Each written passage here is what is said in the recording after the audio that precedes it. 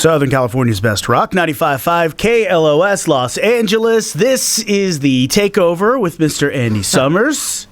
How you feeling? Yeah, good. You ready to take over? Yeah, exactly. Yeah. Always was. Well, thank you for coming in. Andy's here because he's got a brand new band, Circa Zero. Right. Playing tonight at the El Rey. Yeah.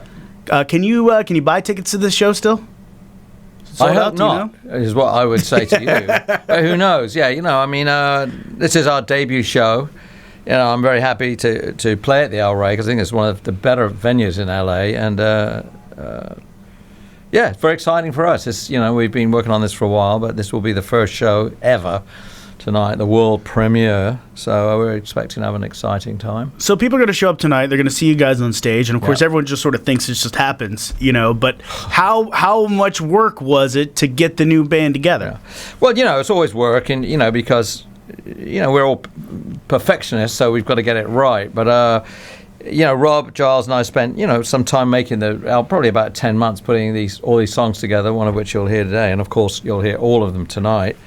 And then, essentially it was the two of us that made the record. Rob's also based in LA. An exciting addition to the band is a French-Canadian girl drummer.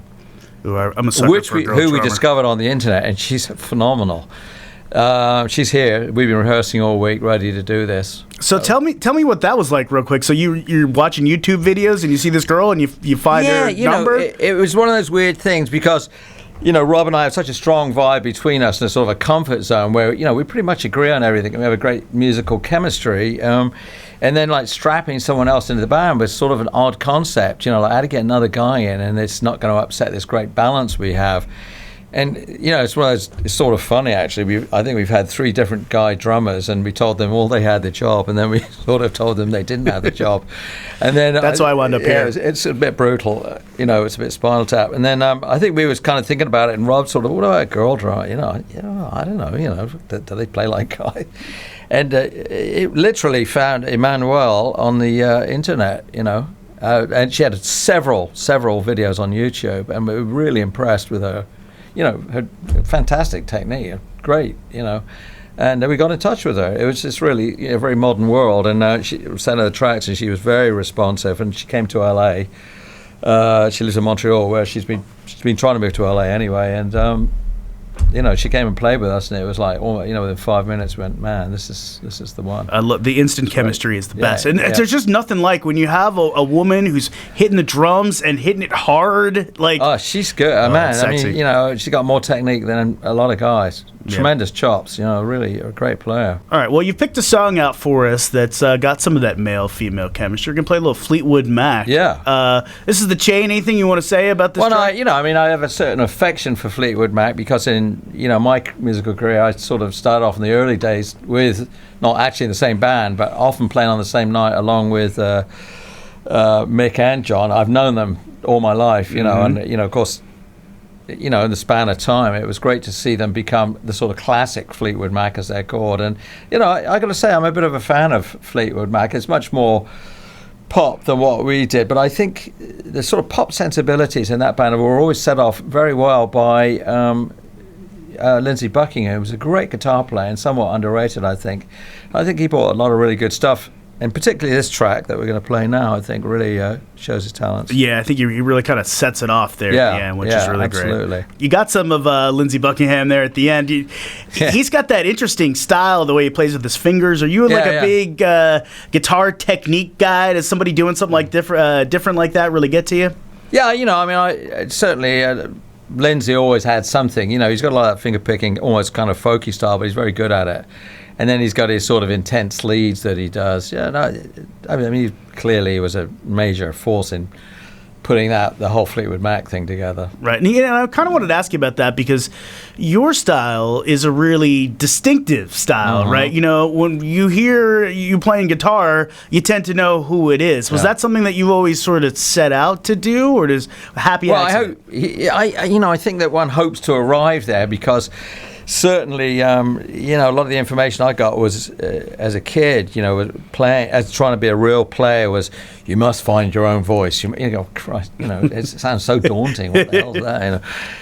But I think, what I often say about this is that the way you arrive at it, or at least for me, was what I always like to call it procedure by negation. In other words, I don't like this, don't like that, don't like this, don't like that. What are you left with? Oh, it's this. So let me make something out of this. And I really think that's the way it came for me. And I would say, a lot of what I'm known for, particularly in the Police, is because, I've been through a lot of guitar playing by the time I met up with Sting and Stewart, and I had a certain amount of sophistication, which wasn't just a few bar chords. Right. I'm sort of beyond that phase. And playing with Sting, that I was able to play more interesting stuff. Let's just put it like that. And it didn't faze him at all. He was able to respond to it, and so it stayed. And that became the sort of signature style. Yeah, it's something about the combination of you two that really allowed you to have your voice.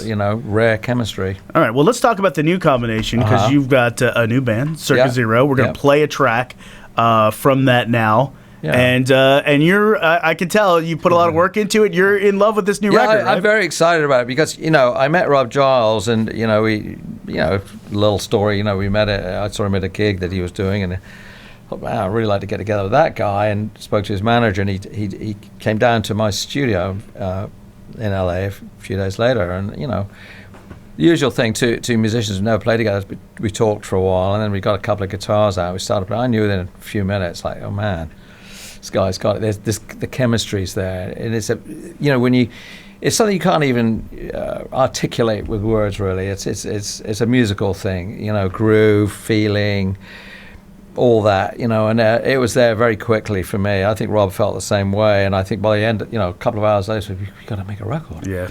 We just have to, look at this, Well, fortunately, we don't have to articulate it. We can just listen to it. Levitation is the name of this track, right? Yeah. I'm going to warn you, I'm new here. I don't know how any of these buttons work, so hopefully I'm going to hit this, and this thing is going to happen on KLOS. Okay. There you go, Circa Zero. 95.5 KLOS, Southern California's best rock. It's the Andy Summers Takeover. Andy, can I just be 100% honest with you for a second? You walked in here and you're like, I'm going to give you this and you're going to love it. It's really great. And I'm like, okay, guy trying to sell me his record. Holy crap, that was good. That was really good. Thank you. I enjoyed the hell out of that. When might I be able to purchase that record? Well, that's what we're working on, basically, in today's world, as you know, it's gotten very strange. We don't have a record industry anymore. Not that you necessarily need one, right? You don't really need one anymore. No, it's, we're right. Our manager's going to be there tonight. Several players, in fact, several record companies are going to be there tonight because we've had a very strong reaction to the whole album. Here in the States and in Europe, a lot of people are interested, and I guess we're going to have to be making that decision soon. I hope within the next few months we can release the whole thing. And in the meantime, it's just going to be playing live gigs, right? Yeah. And that song's still electric to me. It's 95.5 KLOS, the Andy Summers Takeover. That was Pearl Jam and Even Flow. Big fan of Pearl Jam, Eddie Vedder and those guys? Yeah, I love that band. I think they're one of the great modern rock bands. Yeah, absolutely. I love that when you think about all the bands of that time, either somebody died or they broke up or sometimes both.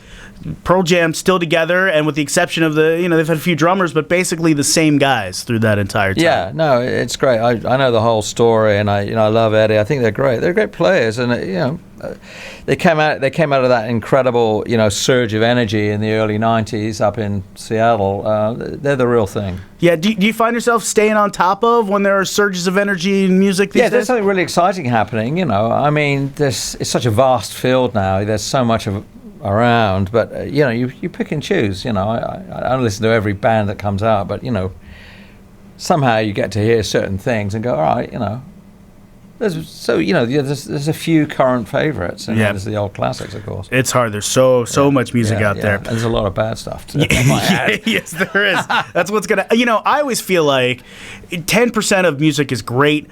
25% of music is absolutely horrible. Yeah. Most everything else falls in the middle, and then as the amount changes, sometimes people think it's more or less, but it's really just the same 10%. Yeah, you're looking for the real thing. It's rare. Yeah.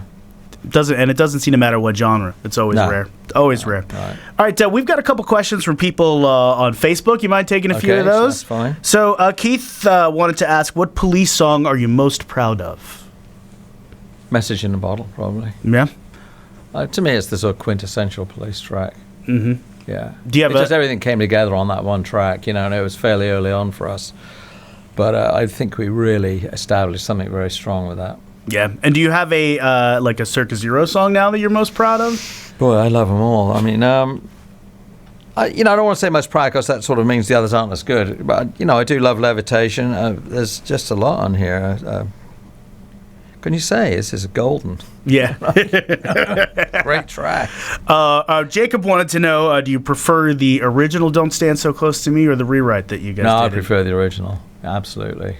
Yeah, I associate the later one with a sort of slightly weird feeling between us all. And, it's nice as well in its own way. It shows the test of a good song, that we're able to sort of transform it somewhat, but the original's the one, and that was maybe our biggest single, actually. I know the single alone sold a million copies in the UK at the time. I always wondered, Dire Straits had the huge hit where they took the melody. I mean, Sting sang it, right? They took the melody. You guys get paid on that? Does that work out for your favor? Dubious, you'd have to go into the fog there to find out stuff like that. Yeah. That's the kind of thing I always wonder, but I'm always wondering about money. I guess that's me. So we got one more question. Shay wanted to know, you guys did a tour as the Police a few years back. It was a huge stadium tour. Are things on hold for now and forever? Well, we always usually try out the same cliche. We never say never, because what's the point, We might all be desperate and in really penurious circumstances, 3 weeks from now. And, I like to always say, I get these calls from Sting and Stewart every day, but I have to say, look, no, guys, I'm not doing it. I'm not doing it. No, stop calling me. Sweet. Well, I've edited out all the questions about Sting's sex life for you, so I think we could move on and play a record. But I do want to say, since we're getting you out of here, Circa Zero tonight at the El Rey. We think it's sold out, right? But show up anyway. Hey, who knows? Maybe you can get in. A great night. I'm looking forward to it. Really enjoyed the record and enjoyed meeting you. And thank you for stopping by KLOS. Right, cheers. We're gonna go out with some Led Zeppelin, right? Yeah. Song remains the same. Another favorite, yeah. Hey, very cool. Hey, thank you so much, Andy. We appreciate it.